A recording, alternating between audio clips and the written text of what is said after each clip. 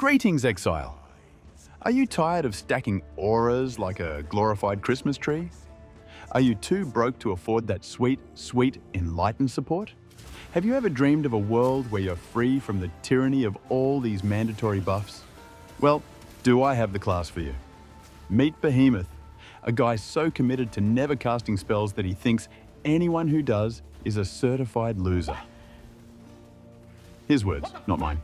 Now, you might be thinking, surely abandoning spells must come with some insane upside, right? Well, not really. Turns out Behemoth is the second least played class, and the strongest one on POE Ninja is barely sitting at 8.5 million DPS. And defensively, let's just say you'll be feeling every hit. But me being the ultimate melee Andy, and someone who insists on playing the weirdest off-meta nonsense possible, Behemoth is actually kind of perfect for me.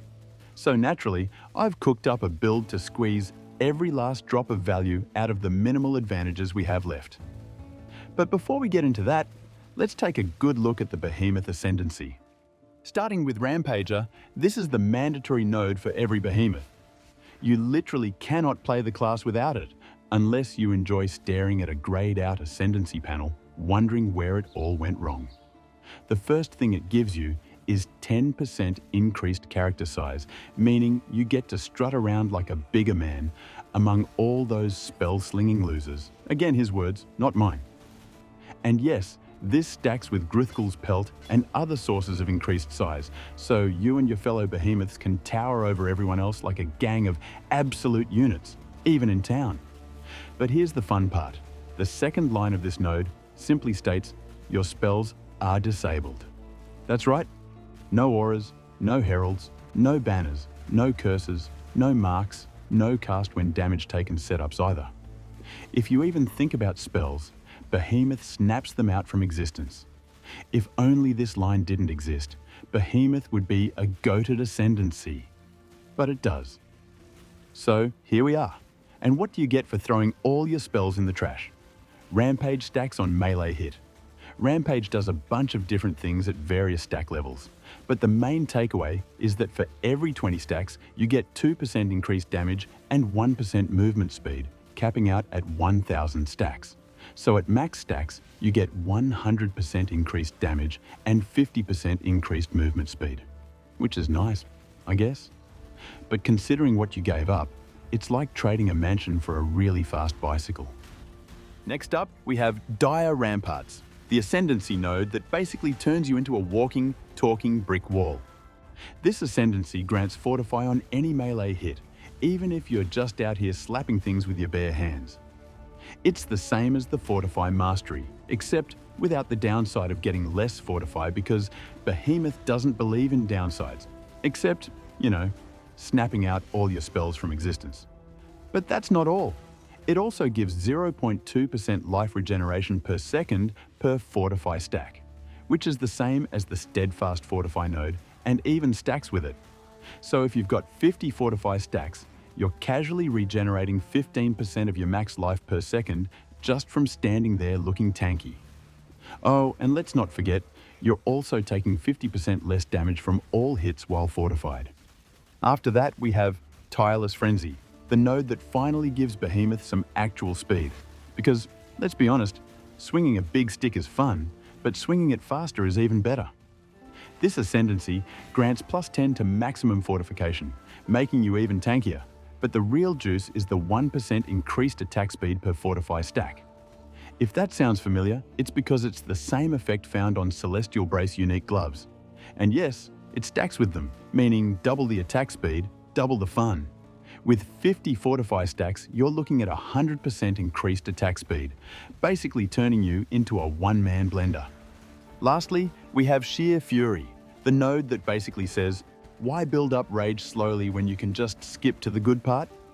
This Ascendancy grants +15 to maximum rage, which is already a solid 15% more damage.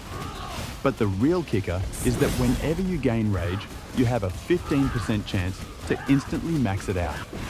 That means instead of gradually building up power like some patient, disciplined warrior, you can just flip the switch and go full rage mode in an instant. This effect is similar to what you get from Admiral Arrogant's unique gloves, And yes, it stacks. But honestly, since our glove slot is already spoken for, we don't even need the gloves. Trust me, even with just 15% chance, you'll be hitting max rage all the time, thanks to the sheer number of skills and mechanics that generate rage. If you're using something like Rage Vortex, Blade Storm, or any skill that hits rapidly, you'll be proccing this effect constantly, meaning maximum damage, maximum speed, and maximum fury.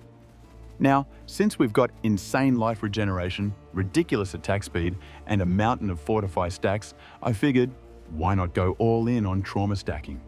See, the less hit damage taken from Fortify doesn't just apply to enemy hits, it also reduces the self-damage from trauma stacks, meaning we can stack trauma to the moon without immediately shattering every bone in our body. For the main skill, I went with Heavy Strike, because not only does it hit like a truck, but it also has a 60% chance to deal double damage by default. Slap on a Natural Affinity unique jewel, and that jumps to 80% while stationary, which is perfect because real men stand their ground. Add in the bonus damage from rage stacking, and even the budget version of this build cranks out over 3 million DPS. And since our attack speed is quite a lot, we get full uptime on Impale stacks and Ruthless Blows, making sure every third hit slaps harder than your internet provider's monthly bill. That covers our offense. Now let's talk defense. Because what's the point of hitting like a truck if you fold like a paper bag? Right now, we're rocking 4k plus HP, 5 endurance charges, 1000 plus HP regen per second, 20k armor, and 46 Fortify stacks.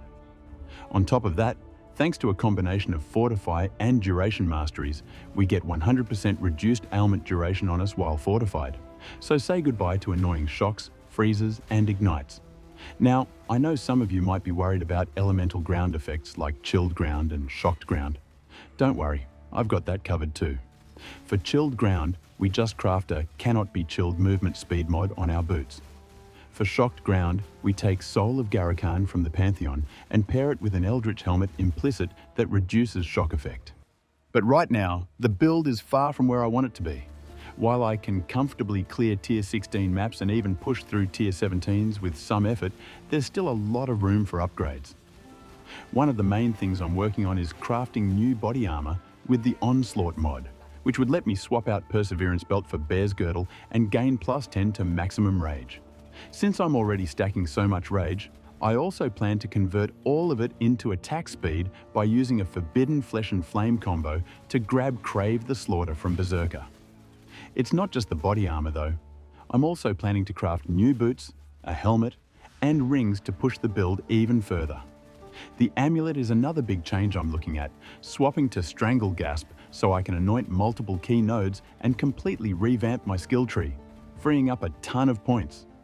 On top of that, I'm aiming to raise my Fortify stacks up to 50 and craft a new axe specifically designed for this build to really maximize damage output. Once all of these upgrades are in place, the build should finally come together. But for now, it's still a work in progress, and there's a lot of refining left to do. You can find both the budget version and the current version of the build in the POB. The latest iteration pushes the damage past 5 million, but it does start getting a bit pricey. If you have any questions about the build, feel free to drop them in the comments. I'll be happy to answer. As always, thanks for watching, Exile.